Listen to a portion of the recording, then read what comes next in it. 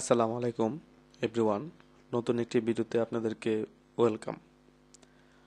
আজকের এই ভিডিওতে আমি আপনাদেরকে দেখাবো এমএস এক্সেলে কোনো শিটকে কিভাবে আমরা পাসওয়ার্ড দিয়ে আমরা সেভ করব।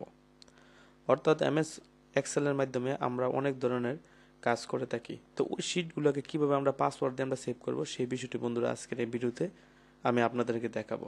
তাহলে চলুন বন্ধুরা ভিডিওটি শুরু করা যাক।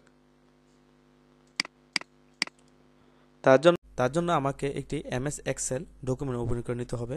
নেওয়ার পর বন্ধুরা এখন দেখুন, আগে আমি এখানে কিছু টেক্সট আগে লিখে রেখেছি। এখন এই যে টেবিলটা আছে এই টেবিলটাকে আমরা সেভ করব পাসওয়ার্ড দিয়ে। অর্থাৎ আমার এই ডকুমেন্টের ভিতরে যেন কেউ যাতে না ঢুকতে পারে তার জন্য আমরা পাসওয়ার্ড দিয়ে আমরা সেভ করব। তো এখন পাসওয়ার্ড দিয়ে কীভাবে সেভ করব সেই বিষয়টি আমি আজকে বন্ধুরা এই ভিডিওতে আপনাদেরকে দেখাবো। তো তার জন্য আমাকে এই যে ফাইল মেনু বারে যেতে হবে। ফাইল মেনু বারে যাওয়ার পর এখান থেকে সেভ এস ক্লিক করার পর এখান থেকে মোর অপশনে ক্লিক করব। ক্লিক করার পর আমি এটাকে ডেস্কটপে সেভ করব। তো ডেস্কটপ আমি সিলেক্ট করলাম। সিলেক্ট করার পর বন্ধুরা দেখুন এখানে সেভের সাথে কিন্তু এখানে টুলস লেখা আছে। তো এখানে আমি এখানে ক্লিক করব। ক্লিক করার পর এখানে জেনারেল একটি অপশন লেখা আছে, এখানে আমি ক্লিক করব।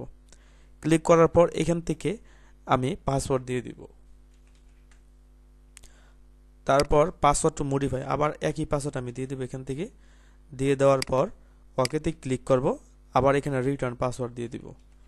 আগের যে পাসওয়ার্ডটা ছিল ওই পাসওয়ার্ডটা আমি এখানে দিয়ে দিব।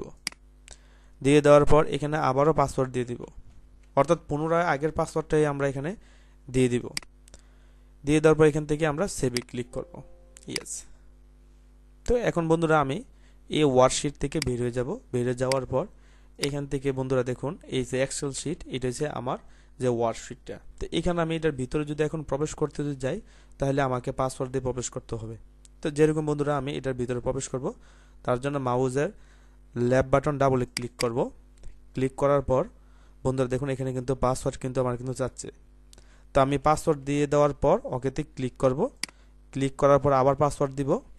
পাসওয়ার্ড দেওয়ার পর ওকেতে ক্লিক করব। তারপর ইয়েস। এই যে দেখুন আমার কিন্তু বন্ধুরা আমার ওয়ার্কশিটে কিন্তু নিয়ে আসছে। তো এরকমভাবে আপনারা যে কোনো এক্সেল ওয়ার্কশিটের মাধ্যমে আপনারা এইরকমভাবে আপনারা পাসওয়ার্ড দিতে পারবেন। যদি বন্ধুরা ভিডিওটি ভালো লাগে তাহলে আপনারা আমার চ্যানেলটিকে লাইক, কমেন্ট এবং শেয়ার করতে ভুলবেন না। আসসালামু আলাইকুম।